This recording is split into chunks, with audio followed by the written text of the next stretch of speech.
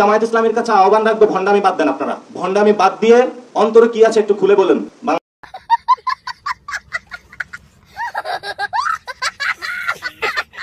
আমরা এনসিপি পক্ষ থেকে মনে করি জামায়াত যে দাবিগুলো তুলতেছে, লোয়ার হাউসের পিয়ার এবং গণভোটটা আগে দেওয়া, এগুলো হলো জামাতের ভণ্ডামি, এগুলো হলো কিছু সিটের বার্গেনের জন্য। বাংলাদেশে জামাত একটা ভাইব দেওয়ার চেষ্টা করতেছে যে তারা খুব সংস্কারের পক্ষে, কিন্তু বিএনপি খারাপ হলেও একদিকে ভালো যে তারা যে সংস্কারের বিপক্ষে এটা জনগণের সামনে সরাসরি বলে। আর জামায়াত হলো এমন যে মনে ওরা সংস্কারের বিপক্ষে, মুখে তারা বলে সংস্কারের পক্ষে।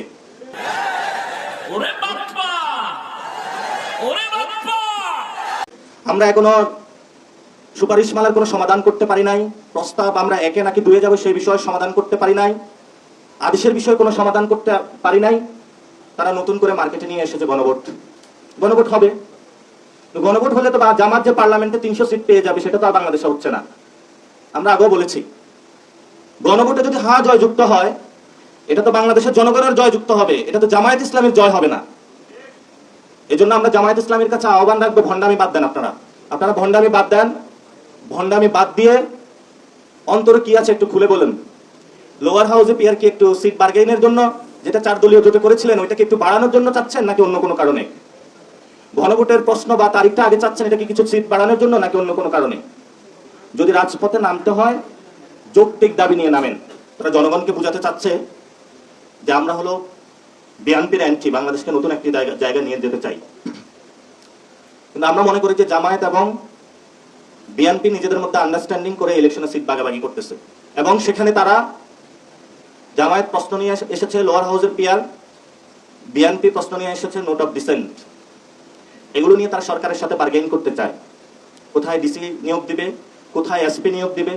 জাতি যখন সংকটে, এই দুই দল বাংলাদেশকে অন্য একটি সংকটের দিকে নিয়ে যাচ্ছে। না, আমরা এনসিপির পক্ষ থেকে বলবো আমরা জনগণের কাতারে দাঁড়াচ্ছি, পক্ষে দাঁড়াচ্ছি। আমাদের কাছে গডফাদার নাই, আমাদের কাছে রয়েছে কিছু শ্রমিক, কিছু আলেম ওলামা, কিছু নারী, বাংলাদেশের হিন্দু সমাজ, আমাদের সাথে রয়েছে প্রান্তিক লেভেলের ভালো কিছু মানুষ, যাদের দিয়ে আমরা নতুন বাংলাদেশ দাঁড় করাতে চাই।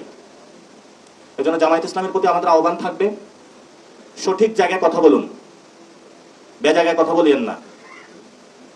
71ও আপনারা উল্টাপাল্টা কাজ করেছিলেন, 24 এসে এখন মাথায় ভূত চেপেছে উল্টাপাল্টা কাজ শুরু করেছেন।